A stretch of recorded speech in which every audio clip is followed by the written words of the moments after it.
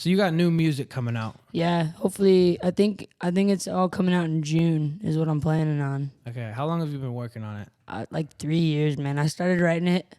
Actually, so it's probably been even longer. But I guess the first song I finished was in 2021, the end of 2021, and then it was just like a streak of I got maybe 3 of them done within a few weeks of each other. Finished the last 2. And then I just grouped them all together. I always knew I was going to drop the 5 songs together as an EP. Okay. So I finally went and did it, went to the studio, got all the instruments on it. And you're working with my brother on that? No, your brother will be on the next one. Oh, the next one, okay. This one I worked with Miles, did all of the like guitar and drums and stuff. Is this one already like done? It's done. So when are you dropping? June. So yeah, I got actually just today I went and finished the cover art for it.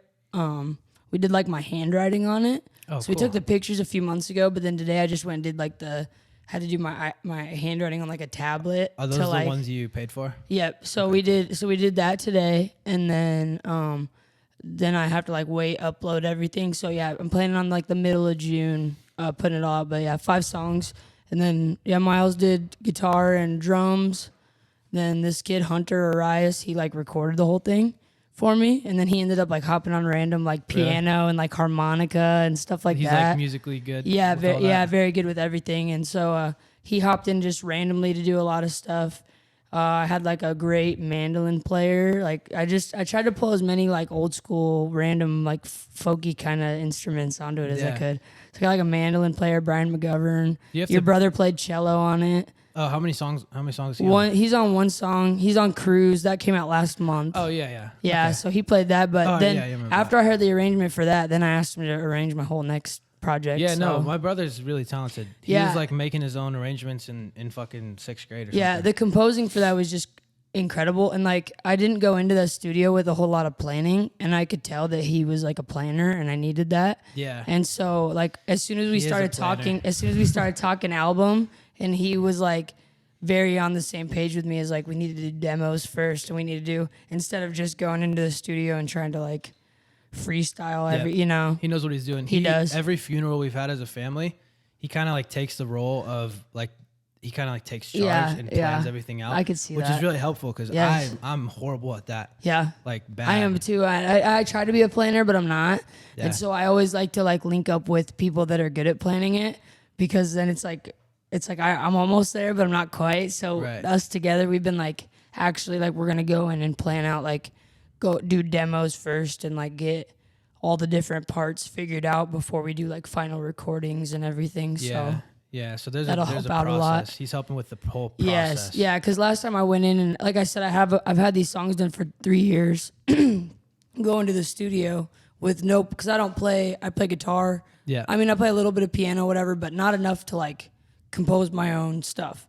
And so I go into the studio and I don't have anything pre-planned. Right. And so it's like we're all arguing, figuring out, not arguing, you're like but paying for studio time yes, too. Paying for so studio you're wasting time arguing with and it's going back and forth trying to figure out what's going to sound the best, when really if we would have done demos, went in, figured that out, it would have been 100 times smoother, especially for the paid studio time. What does paid studio time look like here in Nebraska? Like price-wise? Yeah, like is it per hour? Yeah, I paid per hour. I know some studios you can do like a day, and you try to get however much done you can do in a day. Okay. It just kind of depends on where you go, and like also I'm like friends with the guy that does my studio, so I don't know that I don't know that he charges me the same as he does everybody else, because I've known him for a couple years or whatever. Okay. Yeah. I always wanted to do that. We were actually thinking about doing this, like if the podcast never works out, like we have all the equipment. If there's anyone who wants to do a podcast in Lincoln, they could just hit us up. That'd be tight. That'd be tight. I don't know but like what would I be able to charge? I don't know. I'm not sure, but I mean, I think because if you charge like hourly, you really with any art, like because this, I mean, not saying podcasting is an art, but with any sort of like. Fuck you, this is my art. No, with any, you know what I'm saying, with any sort of like little niche thing like this, I feel like you can almost set your own price with what you think your talent and your time is worth. Yeah. And it just varies so much, you know what I mean? Yeah, definitely. But yeah, I am really excited to hear everything. And then I'm really excited to see what my brother can help you with. Yeah, on that the next album one. is gonna be insane. And Yeah. and Then you got one with Griffin coming out too, right? Yes, yeah, we got another little EP. We got 5 songs on that one, and then we're putting like all of them are new songs that nobody's heard except for "Help." Everybody's been bugging us to put that out on all platforms because it's only on SoundCloud. And so like the number of people that have been like, well, oh, you guys, I listen to that so much, but I'm not on SoundCloud all the time, you know? Yeah, it's like, and so we're putting that on the EP with our like new stuff. And is it at like 70K? Yep, and we bought the beat for it, so nice. So we're gonna we actually own the rights to it and everything. We're past the era of stealing beats from YouTube. Yeah, we bought it, so okay, we're good to go on that. And so we're gonna put that out on everything. And yeah, you should load up just like a random Gray song so the people can hear it. Play a little bit, yeah. Play a little bit of something. Which one do you want? You play you can play Cruise. Cruise that's the like title of my EP is Cruise. I just want them to hear you sing, so that they know. You gotta skip in a little bit, skip the inch. Well, this is your brother right here. So this is my brother on cello, and then Brian McGovern on the mandolin.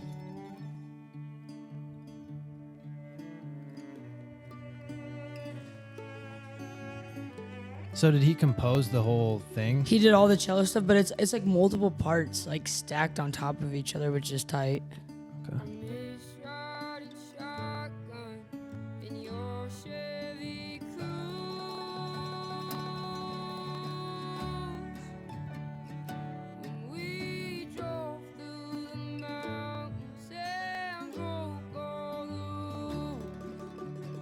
So what would you call this style of music?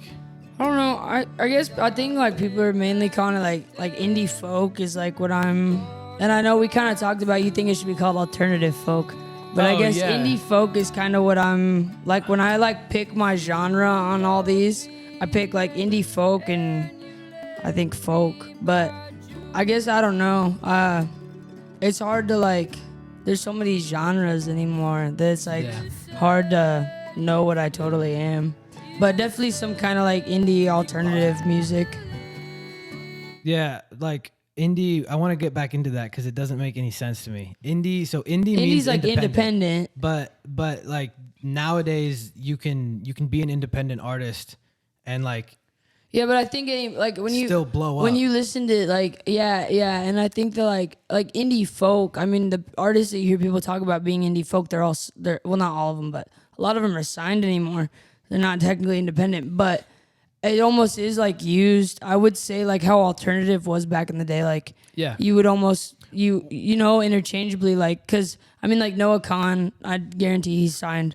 He's an artist that people would consider like an indie folk artist, and he's not. But he's not independent. You know, he's not. Yeah, I think they should replace that word with alternative because people still use the word alternative. Like, but like rap and shit. Yeah, but like I guess I don't know. Mainly like when I listen to the artists that like I feel like I most resonate with when I'm sitting down to write a song, like people consider him like indie folk or whatever. But that's almost like Zach Bryan. Like I listen to him a lot. And is that the one that came to Pinnacle? Yep, and he like him. Like I don't know if he's a country artist. I don't know what he's considered, but it's not country. It's not totally. People dress up with the hat and the boots though. Yeah, but it's not. But if you listen to it, it's not Morgan Wallen. You know what I'm saying? Like it's its own kind of lane. And I feel like I guess I don't totally know what my lane would be called because all the artists that I listen to, people are so torn on what they're. You're fucking making your own lane. Yeah, I know what instruments I like and I know what sounds I like and I just go with that. You know. Yeah, like what would you have put? Like, this is a little bit off, but X was like he did everything. So like when he labels himself, what are you gonna say that he does? Because like he does is heavy underground. Like metal I feel like rap. he was like at one point would have been considered like an underground. Yeah, but then if you're still making the same noise, that you're still making the same sounds you were making. Yes. But you're not underground anymore. Then no, what do you that's call it? exactly. That's why. Yeah. No, I think it's hard. Weird. It's hard. Well, that's like when I